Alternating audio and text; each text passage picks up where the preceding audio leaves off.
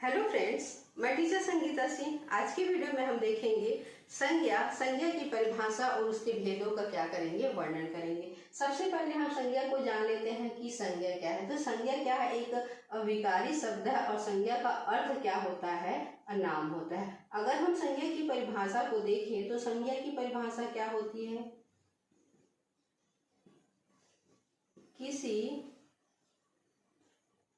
व्यक्ति, वस्तु, स्थान, प्राणी, गुण, भाव आदि के नाम को संज्ञा कहते हैं। यहाँ पे हम किसी विशेष व्यक्ति को, वस्तु को, स्थान को, प्राणी को, गुण को और उनके भावों को हम संज्ञा नहीं कहते। हम संज्ञा किसे कहते हैं? उनके नाम को क्या कहते हैं? संज्ञा कहते हैं। जैसे उदाहरण के रूप में हम लोग देख लेते हैं, मोहन जाता है। तो मोहन जाता है, यहाँ पे मोहन क्या है? और व्यक्ति है। तो यहाँ पे व्यक्ति की बात नहीं हो रही है, व्यक्ति का नाम क्या है? मोहन है। तो मोहन क्या है? असंज्ञा है। इसलिए व्यक्ति के नाम को क्या कहते हैं? असंज्ञा कहते हैं। और उदाहरण के रूप में देख लेते हैं, जैसे व्यक्ति का नाम। व्यक्ति के नाम में कुछ भी हो सकता है, रमेश, सुरेश, मोहन। आपको जो नाम अच्छा लगता है, आपको याद करने में जो सरल पड़ता है, आप उसको क्या कर सकते हैं? इसमें लिख सकते हैं। मैंने लिखा है रमेश, सुरेश, मोहन, राकेश आदि। अब हम किसको देख लेते हैं? वस्तु का नाम देख लेते हैं। वस्तु के नाम में जैसे कलम, खिड़की, दरवाजा, पुस्तक आदि। अब हम किन का नाम दे, इसी क्रम में लेके चलते हैं तो उदाहरण को हमको याद करने में क्या होगी? सरलता पड़ेगी। अब हम किसको देख लेते हैं? स्थान को देख लेते हैं। स्थान का नाम। स्थान का नाम में आपको जो अच्छा लगता है यहाँ पर भी लिख सकते हैं, जैसे बिलासपुर, रायपुर, दिल्ली, पंजाब आदि। अब हम किसका देख लेते हैं नाम? प्राणी का नाम देख लेते हैं। प्राणी का नाम। प्राणी का नाम में जैसे हाथी, शेर, घोड़ा, तितली, मछली आदि। अब हम किसको देख लेते हैं? गुण का नाम देख लेते हैं। गुण का नाम में क्या होता है? जैसे ईमानदारी, यह दिखाई नहीं देता है। ईमानदारी, होशियारी, सच्चाई। अब किसको देख लेते हैं? भावों का नाम को देख लेते हैं। भावों के नाम में क्या होता है? क्रोध होता है, प्रेम होता है, गुस्सा होता है, दया होता है। ये सभी किसके अंतर्गत आते हैं? भावों के नाम के अंतर्गत आते हैं। तो ये सभी क्या है? इसके जो है वो संज्ञा के उदाहरण है। अब हम किसको देख लेते हैं? संज्ञा के जो है वो भेद को देख लेते हैं। संज्ञा के कितने भेद होते हैं? 5 भेद होते हैं।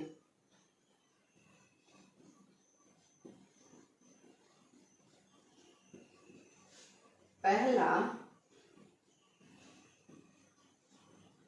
व्यक्तिवाचक संज्ञा,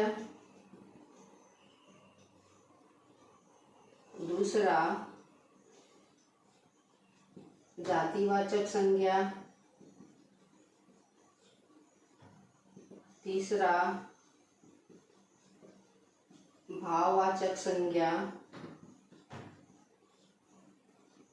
चौथा समूहवाचक संज्ञा,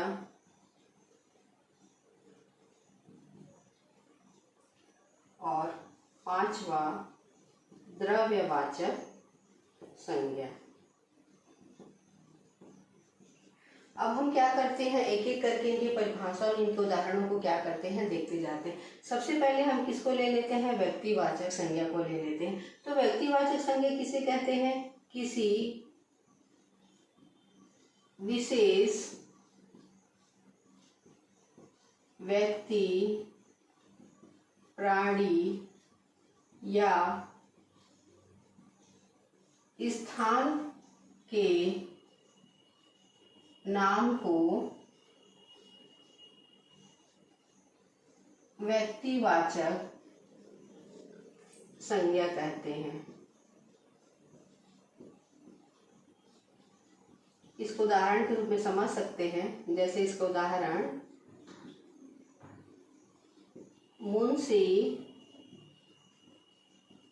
प्रेमचंद ने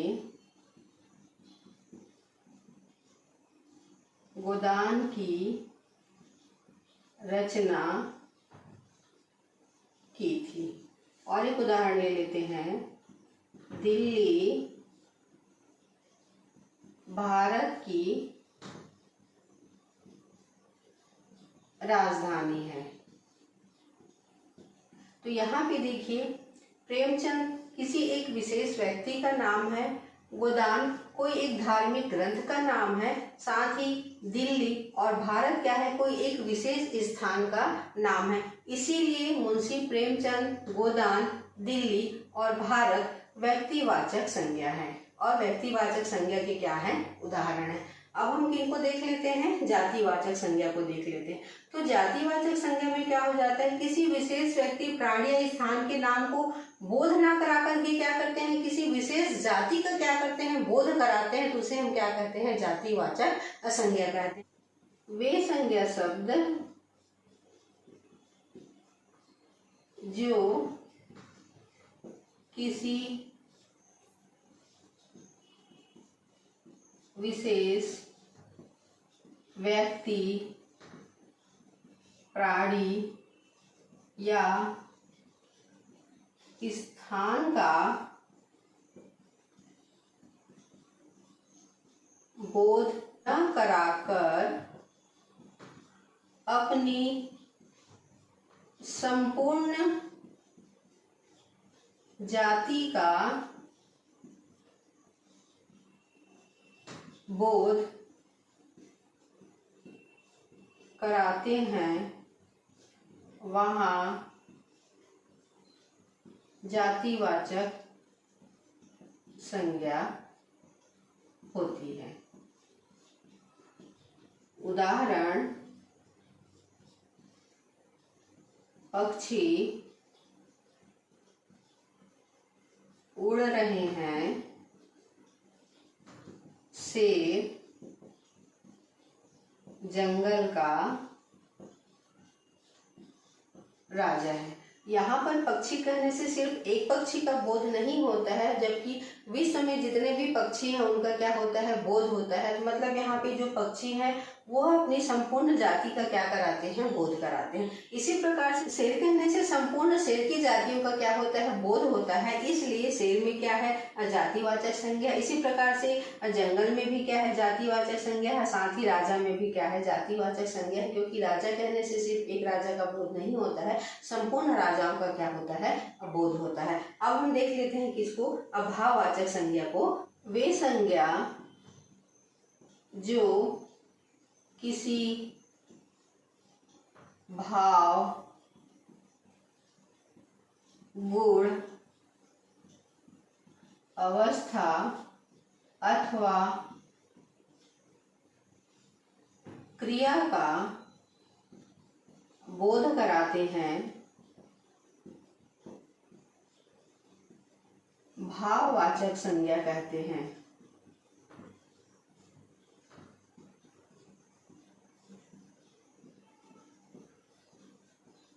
इसका उदाहरण देख लेते हैं। उदाहरण, हमें किसी से घृणा नहीं करनी चाहिए। और उदाहरण देख लेते हैं। बुढ़ापा स्वयं एक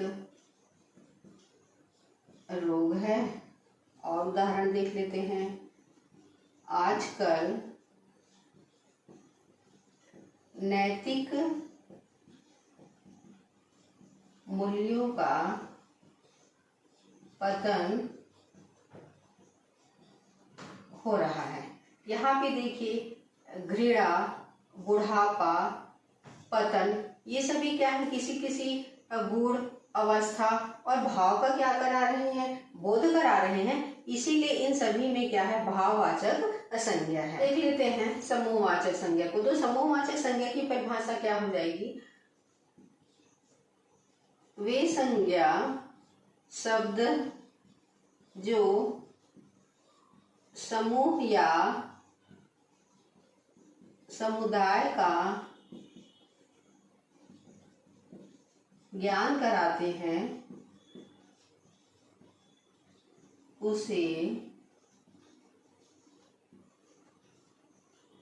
समूहवाचक संज्ञा कहते हैं। इनका भी उदाहरण देख लेते हैं। जैसे सड़क पर भारी भीड़ है। और देख लेते हैं, भारतीय सेना पीछे हटना नहीं जानती। यहाँ पे देखिए भीड़, भीड़ किसको इंगित कर रहा है, समूह को इंगित कर रहा है। साथ ही भारतीय सेना, सेना में क्या है, सेना कहने से सिर्फ एक की बात नहीं होती है। वहां पे जितने भी जवान होते हैं वो किसके अंतर्गत आते हैं, सेना के अंतर्गत आते हैं। इसलिए भीड़ और सेना क्या है, समूहवाचक संज्ञा है। देख लेते हैं द्रव्यवाचक संज्ञा को। द्रव्यवाचक संज्ञा की परिभाषा, वे संज्ञा शब्द जिससे किसी द्रव्य, पदार्थ अथवा धातु का बोध होता है, उसे द्रव्यवाचक संज्ञा कहते हैं। वैसे सिंपल रूप में धातु के जो 3 रूप होते हैं, जो पदार्थ के 3 रूप होते हैं, ठोस, द्रव, गैस, वह किसके अंतर्गत आते हैं, द्रव्यवाचक संज्ञा के अंतर्गत आते हैं। इनका उदाहरण देख लें कि शुद्धता को कसौटी पर परखना चाहिए। और लिख सकते हैं कोई दूसरा उदाहरण, चावल की बोरी रख दो। तो यहाँ पर सोना धातु को इंगित कर रहा है, साथ ही चावल किसको इंगित कर रहा है, पदार्थ को इंगित कर रहा है। इसलिए सोना और चावल क्या है, द्रव्यवाचक संज्ञा है। ये था आज का वीडियो जिसमें हमने संज्ञा की परिभाषा को जाना, संज्ञा की परिभाषा के साथ ही उसके भेद को हमने जाना और सभी भेदों का हमने जो है परिभाषा जाना और साथ ही उनके उदाहरणों को जाना। अगर आज का वीडियो आप लोगों को पसंद आया होगा तो अगर आप मेरे चैनल में नए हैं तो सब्सक्राइब कीजिए। साथ ही वीडियो अगर अच्छा लग रहा हो तो लाइक कीजिए, कमेंट कीजिए और जितना से ज़्यादा शेयर कर सकते हैं शेयर कीजिए।